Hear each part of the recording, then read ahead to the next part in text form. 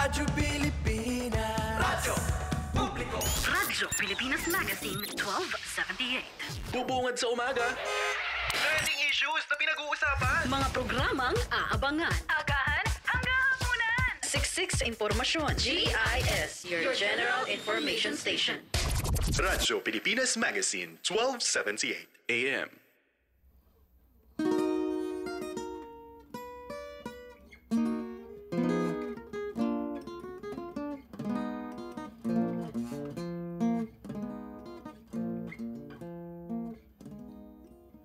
Kung gabing ang buwan sa langit ay nakadungaw, tila ginigising ng habagat sa kanyang pagtulog sa tubig. Ang isang larawang puti at busilak na lugay ang buhok na nimoy agos. Siya ang mutya ng Pasig. Siya ang mutya ng Pasig.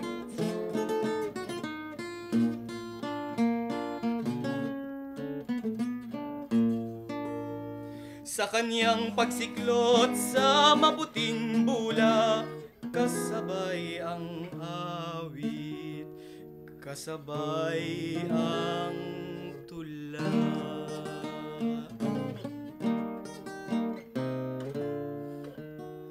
Dati siyang paraluman sa kaharian ng pag-ibig. Ang pag-ibig ng mamatay, naglaho rin ang kaharian.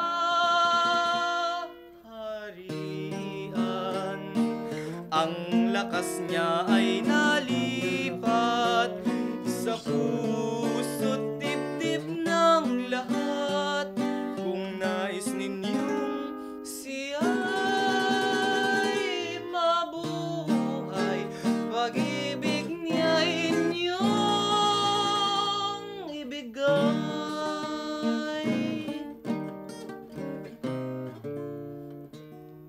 Dati siyang paraluman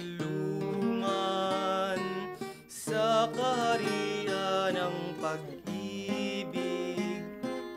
Ang pag-ibig ng mamatay, naglaho rin ang kaharian.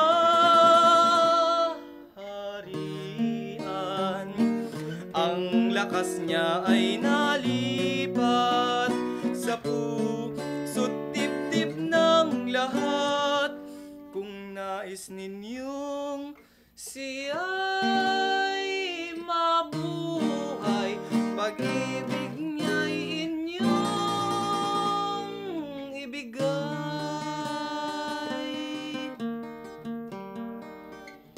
Kung nais ninyong siya'y mabuhay, pag-ibig niya'y inyong ibigay.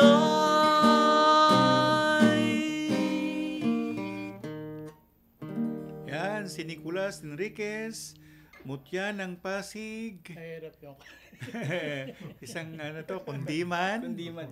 Oo, sino yung huling kumanta dito, kuya? Sino huling kumanta niyan? Wala atang huling kumanta niya. Ako pala unang Hindi, nakukuha ko sa YouTube, may kumanta yan, na tenor eh.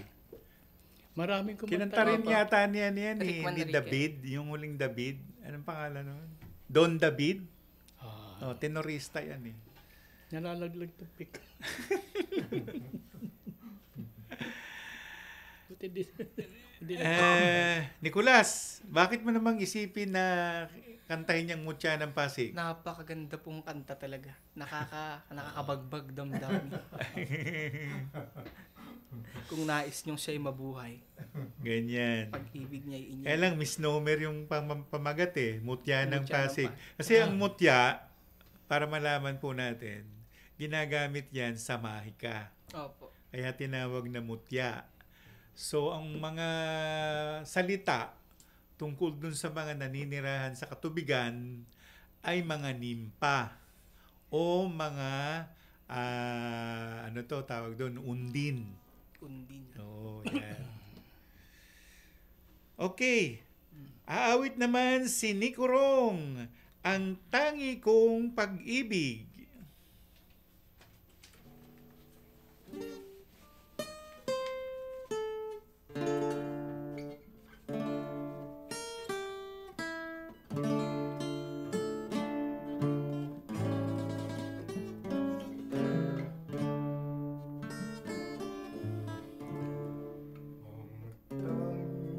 Kung pag-ibig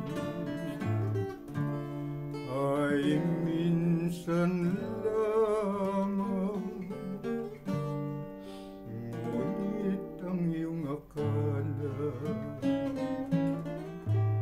ay hindi tunay, hindi ka lilimutin. Magpakailan pa man, habang ako ay narito at may buhay. Malasin mo't nagtitiis ng kalungkutan. Ang buhay ko'y tiyunti nang pumapanaw. Wari ko ba sinta, ikaw mamamatay kung di ka kapiling habang buhay. Malasin mo't nagtitiis ng kalungkutan. Ay nang pumapanaw. Wari ko ba sinta, ikaw mamamatay kung di ikaw ang kapiling habang buhay.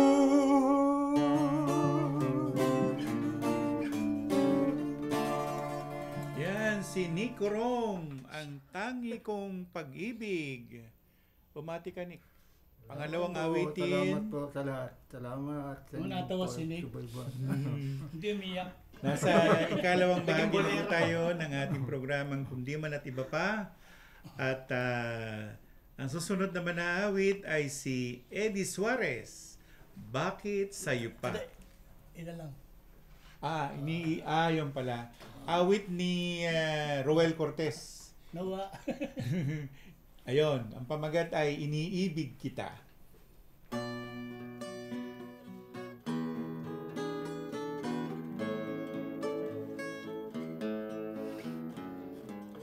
Hindi ko na sana pinagmasdan ang iyong ganda, at hindi na rin pinansin pa bawat ngiti mong may gayuma. Dahil sa akala ko hindi ako ngiibig sa'yo, ikaw pala ang aakit sa puso ko. Kaya ngayon laging gulong-gulo ang puso ko't isipan. Araw-gabi ay pangarap ka, at sa tuwin ay nababalisa. Dahil ba ang puso nais na umibig sa'yo. Hanggang kailan matitiis, ilihim ang pag-ibig ko. Ano ang gagawin sa utos ng damdamin? Para bang hangin na kay hirap bigilin? Sana'y unawain ang pusong sa'yo'y balik. Nais kong malaman mo na iniibig kita.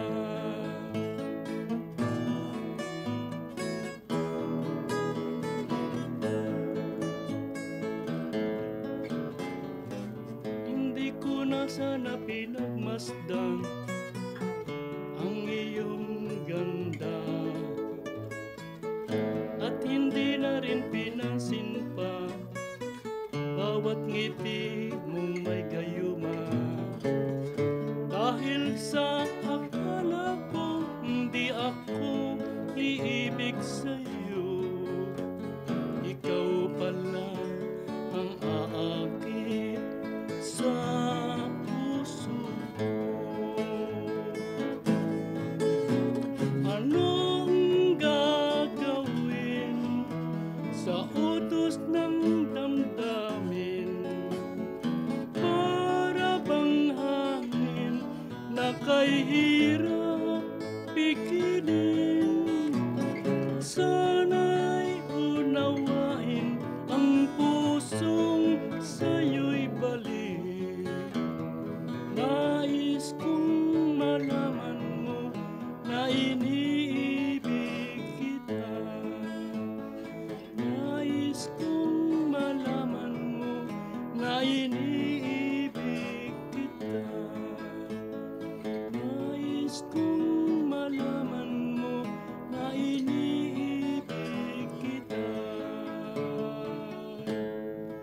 Yan, si Eddie Suarez, Iniibig Kita, na pinasikat ito ni Ruel Cortez. Si Ruel Cortez, ang tunay na pangalan ay Ruel Corpus. Pinanganak siya ng 13 ng Nobyembre 1957. Namatay siya dahil sa colon cancer noong Abril 1, 2015. Siya ay isang hindi lang manganganta, siya rin ay isang songwriter noong mga 1980s. Sumikat yung Napakasakit Kuya Eddie noong mga 1980s na yan, dahil din dito sa singer na to. At may mga iba pang kanta na kanyang pinasikat, kagaya ng Dalagang Probinsyana, Pinay sa Japan, Bakit Ako'y Sinaktan. Ano pa kuya yung mga kanta ni Ruel? May baliling. Baliling. Nakikita. Kasi yung baliling na Lihim ano ko na kitang yun eh. minamahal. Actually, hindi siya talaga baliling. Kasi Baliling. yung ba, question mark yun eh. Ba? Leleng. Oo, yun. Yun Nagkaroon ba? ng misnomer doon sa lugar na yun. Ayan, at itong actually, isa rin siya sa mga laman ng tawag ay vinyl, yung plaka. Ayun. So, isa siya diyan sa mga hinahangaan nating mga awit na napakabata pa, nagkaroon ng colon cancer. Kasakit siya. Okay? Ako naman po ang awit, Saan Ka Naroroon. Saan ka man naroroon.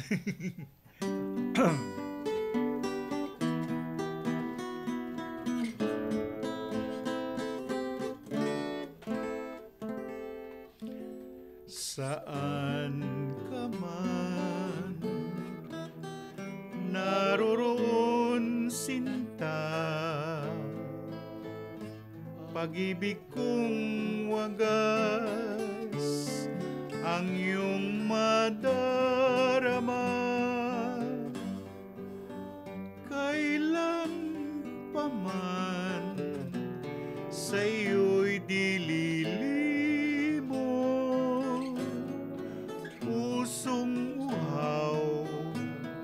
sa iyong pag-ibig. Saan ka man naroroon, sinta, pangarap ko'y ikaw, pagkat mahal kita. Asahan mong sa habang panahon, alaala kita, saan ka man naroroon.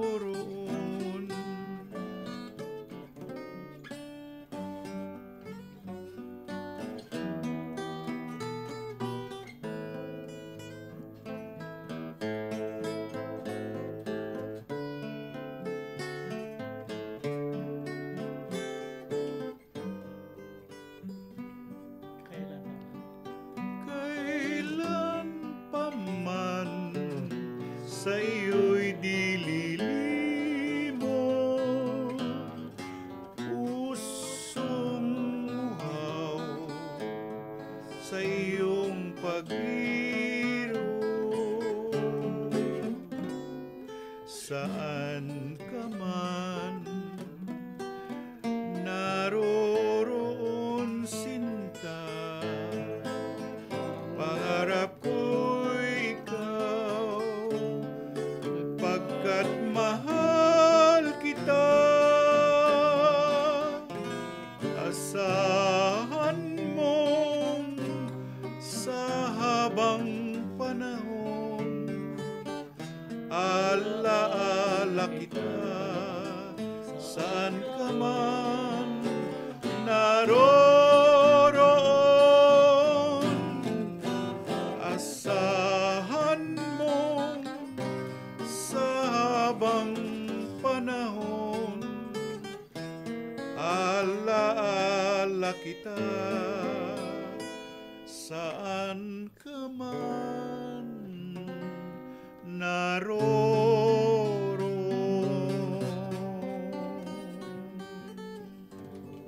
Ayan, naubos na yung kakantahin namin. Radyo Magazine 1278. Radyo Pilipinas. This is a public service announcement. Maging handa sa oras ng sakuna. Para sa iyo at sa iyong pamilya, laging siguruhin, Go Bag ay nakahanda at naglalaman ng mga sumusunod. Ilang pirasong damit, ready-to-eat na pagkain at inuming aabot ng 3 araw. Personal na gamit para sa inyong hygiene. First aid kit kabilang ang alcohol, bandages, gamot sa lagnat, ubo at sipon, pati na rin ang inyong vitamins at maintenance medicines. Maglagay ng pito, flashlight, lighter o posporo. Huwag kalimutan ang mga charger o power bank. At higit sa lahat, isama ang mga importanteng gamit gaya ng inyong mga legal na dokumento, IDs, ATM o passbook, insurance at iba pa. This is a public service announcement. Public service announcement From PBS, Presidential Broadcast Service, and Radyo Magazine. 1278 AM. Time to celebrate kulturang Pinoy, tradisyon, musika, sining, literatura at iba pa. Anything and everything fun and Filipino. Ito ang Pinoy Kultura. Uso pa ba ang harana? Tanong ng isang OPM song. Alalahanin nga natin itong napakagandang Filipino tradition of courtship through song.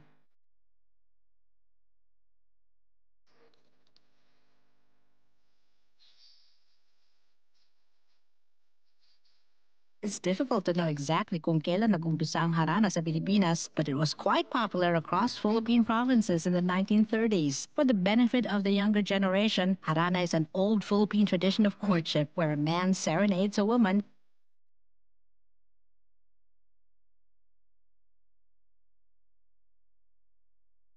Inihahayag ang nilalaman ng puso in a sweet rhythmic song with impassioned lyrics. Standing underneath the window at night, alone with his guitar, kung minsan may kasamang kabarkada na tutulong sa pagkanta o paggitara, susuyuin ang dalaga na dumungaw sa bintana and listen to his love song.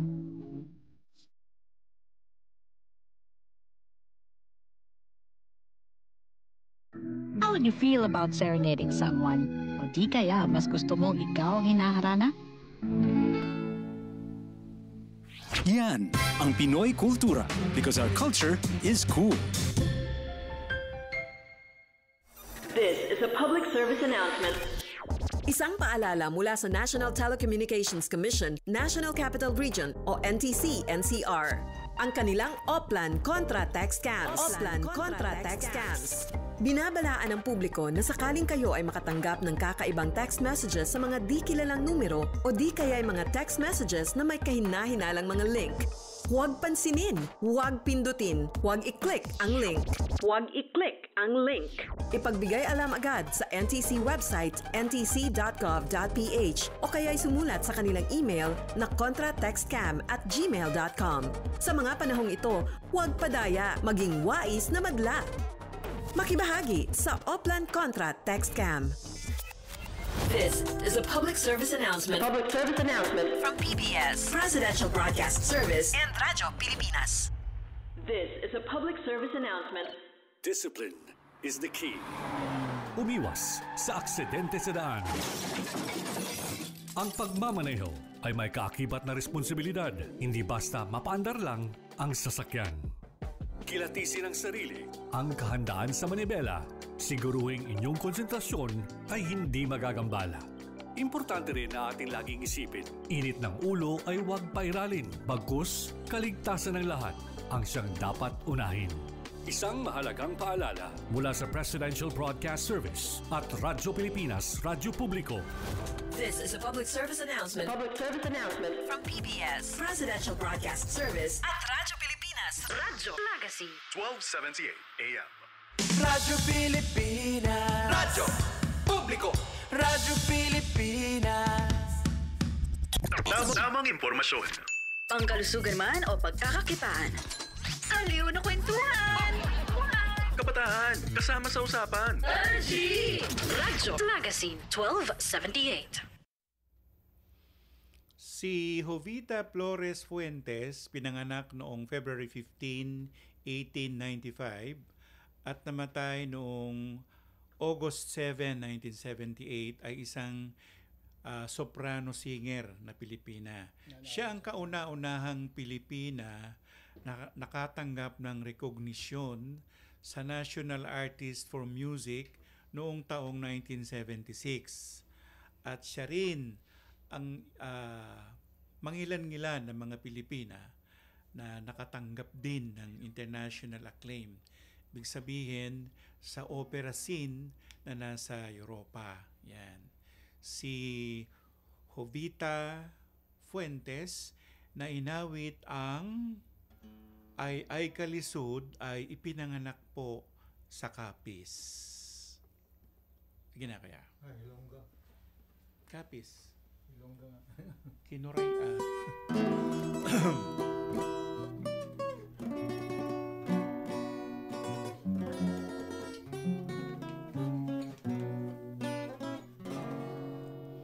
Ay Kalisud, Kalisud sining binayaan, adlaw gabi pirmitay kau ginatangisan. Ahay inday dawala sing kapalaran,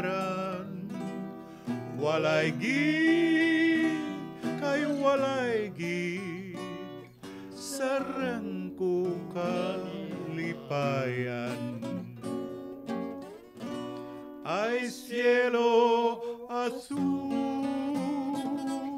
abaw din ka na bala, buligi tabangi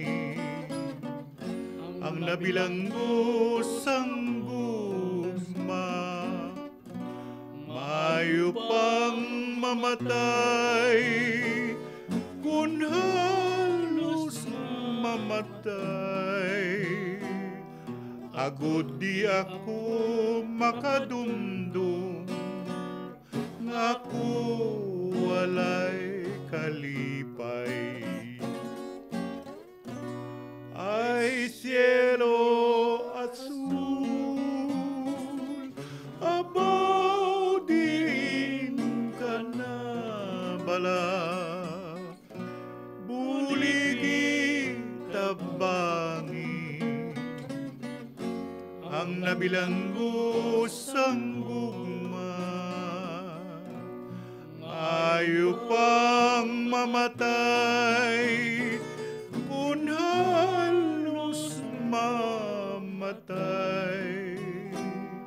Agud di ako makadumdum, ako walay kalipay.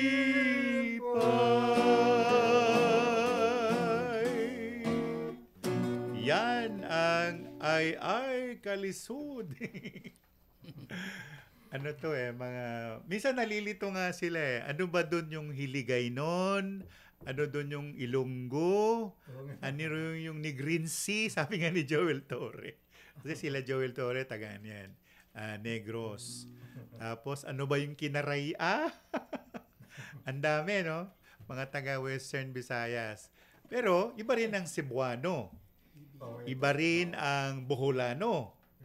Iba rin ang salitang Waray. Ayan, si Nick Waray, tsaka si Julius. Ano kaya? Isunod nating banatan. Huwag mo sanang limutin. Ano ba? Ano ba nandyan? Caprichosa.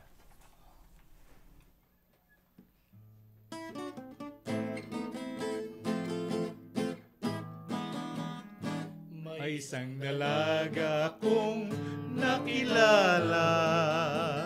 Sa kanyang ganda ako ay nahalina.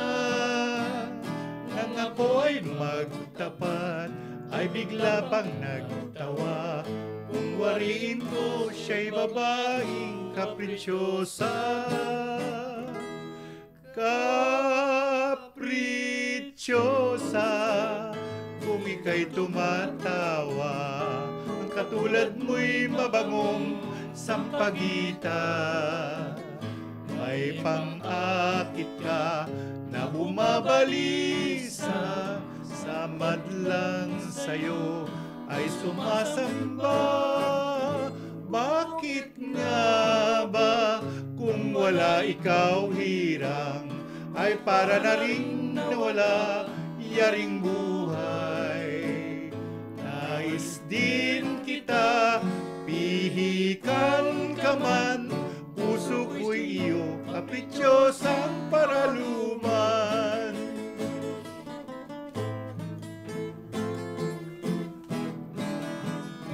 May isang dalaga akong nakilala. Sa kanyang ganda ako ay nahalina. Nang ako ay magtapat, ay bigla pang nagtawa. Kung wariin ko siya'y babaeng kaprichosa. Kaprichosa, kung ika'y tumatawa, ang katulad mo'y mabangong sampagita. May pang-akit ka na bumabalisa, sa madlang sa'yo ay sumasamba. Bakit nga ba kung wala ikaw hirang, ay para na rin nawala yaring buhay. Nais din kita pihikan ka man, puso ko iyo kaprichosa paraluman. Si Caprichosa. Ano yan, kuya, no? Ruben Tagalog. Si Ruben Tagalog. Mga awitin namin na nagkabitin-bitin. Awitin namin ang Usahay.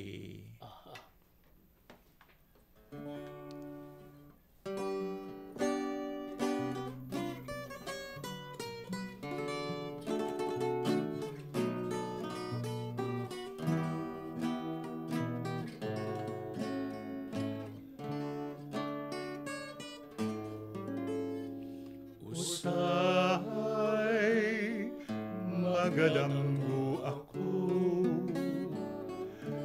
nga ikaw ug ako nagkahigugmay nganong damguhon ko ikaw damguhon sa kanunay sa akong kamingaw usay magamahay ako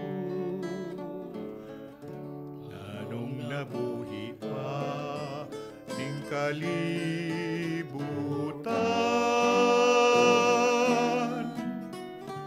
nganong gitiaw-tiawan ang ugma ko kanimo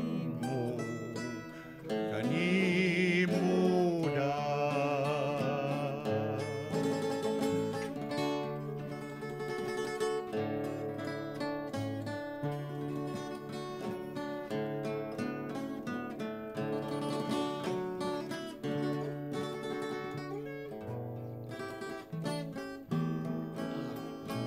nganong damguhon ko ikaw damguhon sa kamingay sa akong kamingaw usay magamahay ako anong nabuhi pa ning kalibutan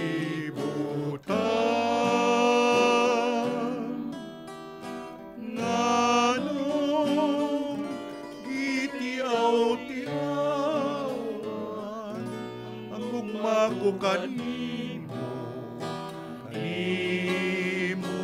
da nganong gitiaw-tiawan ang ugma ko kanimo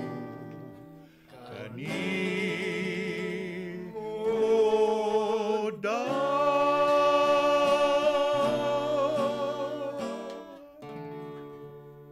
Radyo Magazine 1278. Radyo Pilipinas.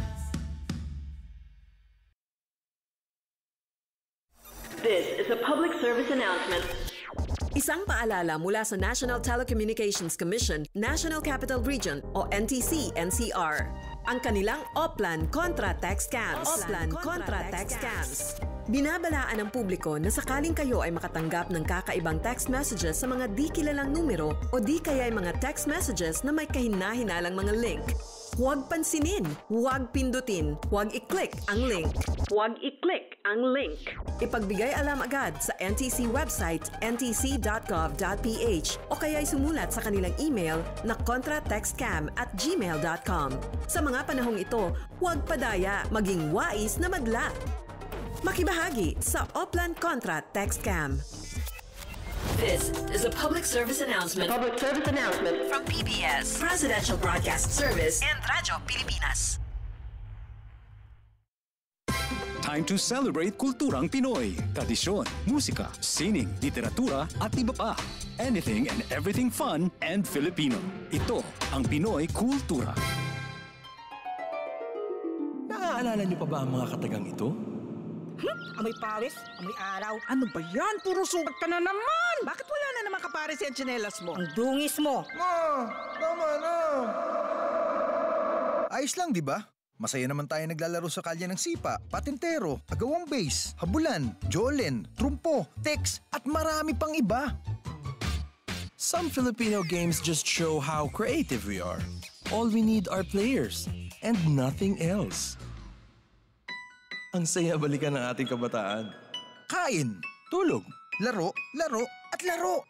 O ano, game na? Pagkabilang kong 3, nakatago na kayo! Yan ang Pinoy Kultura because our culture is cool. This is a public service announcement. Isang paalala mula sa National Telecommunications Commission, National Capital Region o NTC-NCR. ang kanilang Oplan Contra Text Scams. Oplan Contra Text Scams. Binabalaan ng publiko na sakaling kayo ay makatanggap ng kakaibang text messages sa mga di kilalang numero o di kaya ay mga text messages na may kahina-hinalang mga link. Huwag pansinin, huwag pindutin, huwag i-click ang link. Huwag i-click ang link. Ipagbigay alam agad sa NTC website ntc.gov.ph o kaya sumulat sa kanilang email na contratextcam@gmail.com. Sa mga panahong ito, huwag padaya, maging wais na madla. Makibahagi sa Oplan Contra Text Scam. This is a public service announcement. Public service announcement from PBS, Presidential Broadcast Service, and Radyo Pilipinas. Oh, ano pang hinihintay mo? I-click mo na ang link at baka ikaw na ang susunod na mayiging milyonaryo. Aba, ayos tong pinopromote ni Idol ah. Masubukan nga. Nagbabala ang mga otoridad dahil sa patuloy na pagkalat ng mga AI-generated videos online na bagong modus ng mga kawatan upang mang-scam. Sus, sino naman magpapaloko sa ganyan? Tay, paano na ho yan? Due date na po ng tuition ko. Hindi raw po ako makakagraduate kung hindi ako makakapagbayad. Eh, hindi ko naman alam na scam pala yun. Pinindot ko lang naman yung link dahil akala ko totoong si Idol yung nag-iendorso. Uso na ngayon ang mga AI-generated videos ng mga sikat na personalidad na layong manloko ng kapwa. Ayon sa Cybercrime Investigation and Coordinating Center, sa unang 3 buwan pa lang ng 2025 ay umabot na sa humigit 3,000 ang mga reklamo na natanggap ng ahensya. Para makaiwas sa ganitong scam, huwag basta maniwala sa mga napapanood at mag-ingat sa mga link na nakikita online. Eh, pasensya ka na anak. Hayaan mo't gagawin ko ng paraan. Salamat, Tay. Narinig ko rin po sa balita na pwede tayong mag-report sa hotline 1326 ng Interagency Response Center. Laging tandaan, maging mapanuri, maingat at matalino para ang mga online scam ay maiwasan. Isang paalala mula sa Radio Magazine, 1278 AM. This is a public service announcement. Discipline is the key. Umiwas sa aksidente sa daan. Ang pagmamaneho ay may kaakibat na responsibilidad, hindi basta mapaandar lang ang sasakyan. Kilatisin ang sarili, ang kahandaan sa manibela, siguruhing inyong konsentrasyon ay hindi magagambala.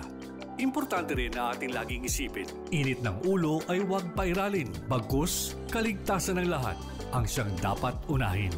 Isang mahalagang paalala mula sa Presidential Broadcast Service at Radyo Pilipinas, Radyo Publiko. This is a public service announcement. Public service announcement from PBS, Presidential Broadcast Service at Radyo Pilipinas, Radyo Magazine. 1278 AM. Showbiz! Ganap sa entertainment scene. Updated ka ba? Swak na budget recipes. Like na buong family. Dala kayang makakalikasan. Anything under the sun. Radyo Magazine, 1278 AM. Radyo Pilipinas. Radyo Publiko. Radyo Pilipinas. Ang awiting Usahay ay isang Cebuano song at ang ibig sabihin kasi ng Usahay sa Cebuano ay minsan Usahay, sabi niya. May panahon na nagkaroon ito ng kaso kung sino yung talagang rightful owner nito at lumalabas sa ruling ng Korte Suprema na ang talagang nagsulat nito ay si Colonel Greg Labha na taga Davao City. Siya ang nagsulat nito at hindi si Juanito Gonzales Angus aka Nito Gonzales of Tudela, Cebu. So hindi siya ang nagsulat Pero maraming mga awitin o umangkin o nagsabi ng ganitong kantahin o awitin at nagkaroon ito ng iba-ibang version at naging hit ito. Ngayon, kasama rin dito yung mga kasi kung hindi rin naman din dahil kay Nitoy Gonzales, hindi sisikat yung Usahay. Ayun. So maliban dun sa Usahay na na-claim ni Nitoy Gonzales na hindi naman talaga siya pala, kung hindi si Colonel Greg Labha, nakasama dun yung Mahumot nga Bulak, Sakayanon, Laylay sa Payag, Bukidnon, ang kalanggaman kasama na yung rondalya niya. Na-record ito sa Miko Records of Miko Industries Incorporated noong 1962 na i-release. Ayun. Ngayon, dahil dun sa mga yung pagkakasabi ng kwento, sabi niya, usahay nagadamgo ako, sabi niya. Minsan na naginip daw siya, nga ikaw o ako, naghigugmaay, hinigugmaay. Nag-iibigan daw sila. Ayun. Ug nga nung gidamgo ko ikaw. So, ang tanong niya, bakit kita napanaginipan? Nalulungkot ako. Sabi niya ganun. Tapos, sabi niya, minsan, usahay ang kasing-kasing ko, yun daw puso niya, nagbasol nga nabuhi ning kalibutan. Nagsisisi raw siya kung bakit siya raw ay ipinanganak pa sa mundong ito. Kay imo mang gitiaw-tiawan, sabi niya. Kasi nga, kumbaga, joke lang, ganun. Ang gugma kong matuod, sabi niya, ang akong damgo niining kasing-kasing gibati ko, sabi niya ganun. Ang mga wordings mabibigat. Mabibigat ang mga wordings. Kaya noong 1961, itong si Maestro Nitoy Gonzales, pinamagatan niya yung usahay in Cebuano, at ito ay nagkaroon ng Tagalog version na Pangarap Kita. Actually, itong kantahing ito ay paborito to ni Seni Salustiano. Naawitin yung nag-guess natin. Segue tayo na po. Kami po ay nakikiramay ng lubos sa mga naulila ni Flor Santos. Ayan. Isa na naman pong singer na batak kaya ako natatawa na iniwanan tayo. Kaya wag nyo nang aasahan si Flor Santos, malamang nasa langit na siya. Tapos, ang sabi pa niya, nga nung damguhon ko ikaw, yun, bakit kita napapanaginip? Damguhon sa kanunay. Napapanaginip kita palagi. Panaginip ba yun? O damgo. Damgo panaginip. Ewan ko sa waray. Waray damgo rin? Iba. Iba. Yung kanina, yung bisan sa damgo lang ni Bing Rodrigo. Sabi niya kahit man lang sa panaginip. Yan. Tapos sabi niya, ang gugma ko kanimo da. Expression yon, parang sa Tagalog, ganon. Ikaw ang iniibig ko parang ganon. Kaya meron da. Kala ko nagtatanong, kanino ba? Hindi, ba naman yung Tagalog niya. At isa si Susan Fuentes na kumanta nito. Yan, isang Cebuana singer. At pero ang talagang nagpasikat ito, yung rondalya at kasama na rin si Nitoy Gonzales. Wala namang masyadong pinaliwanag tungkol sa claim ni Colonel Greg Labha, pero presumably ito ay isang napaka-interesanting awitin na akala ko nga dati yung usahay folk song awiting bayan kagaya nitong Ay Kalisod. Hindi pala awiting bayan ng mga to. Yung Dandansoy awiting bayan. Yung usahay hindi siya awiting bayan. So, yan ang trivia natin para sa usahay.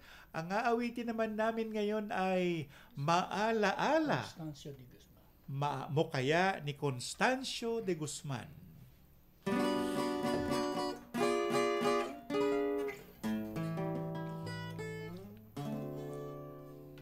Huwag mong sabihin ika'y lamang kahit na isang mahirap, pagkat ang tangi kong pag-ibig ganyan ang hinahanap.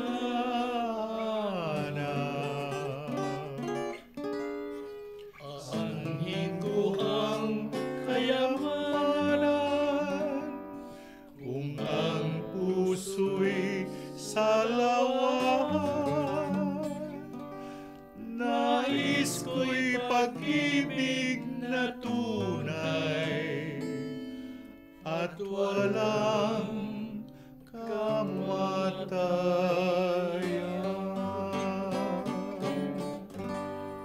Maalala mo kaya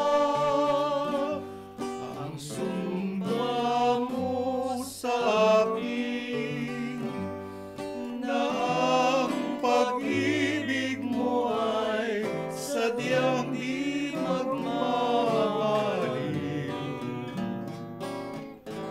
Kung nais mong matanto, buksan ang aking puso at tanging larawan mo ang do'y nakatago.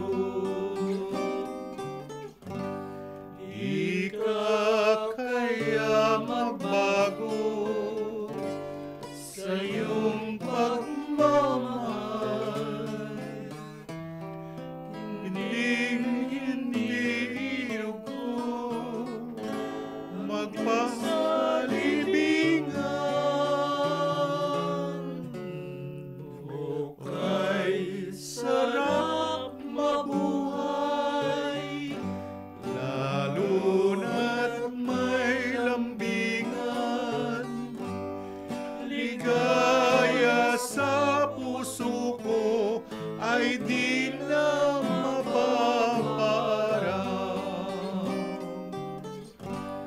Di ka kaya magbago sa iyong pagmamahal. Hindi ilog ko hanggang sa libingan. O kay sarap mabuhay, lalo na't may lambingan. Ligaya sa puso ko ay di na mapaparang.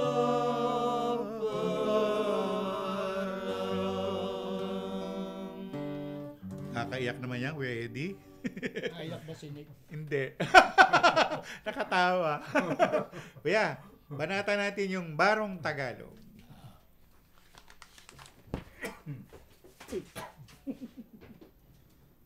Isa ring pyesa ni Ruben Tagalog, ang Barong Tagalog.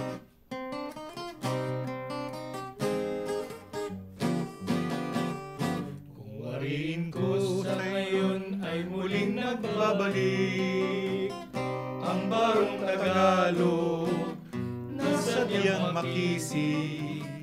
Mahaba-habang panahon na wala sa aking isip, na ito'y damit ng bansang kahirap malupi.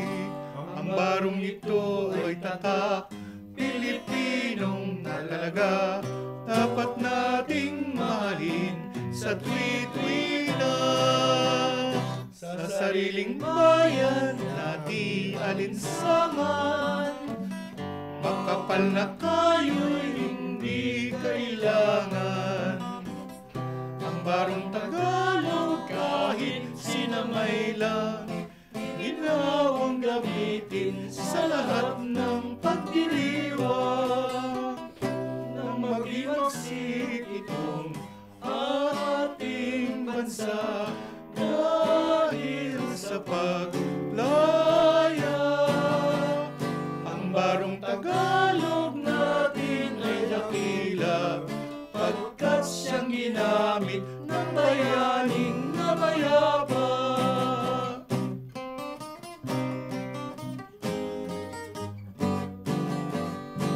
Wariin ko sa ngayon ay muling nagbabalik, ang Barong Tagalog na sadyang makisig. Mahaba-habang panahon na waglit sa aking isip, na ito'y damit ng bansang kahirap malupi. Ang barong ito ay tatak Pilipinong talaga, dapat nating mahalin sa sa tuwi-tuwi sa sariling bayan natin alinsangan. Makapal na kayo'y hindi kailangan. Ang barong Tagalog kahit sinamay lang, ginawang gamitin sa lahat ng pagdiriwang. Maginagsik itong ating bansa dahil sa paglaya.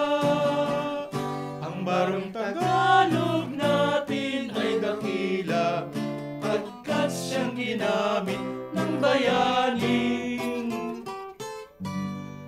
na mayabang. Ayan, ang barong Tagalog, ang extra namin. Ang daming tumatawag kay Nick.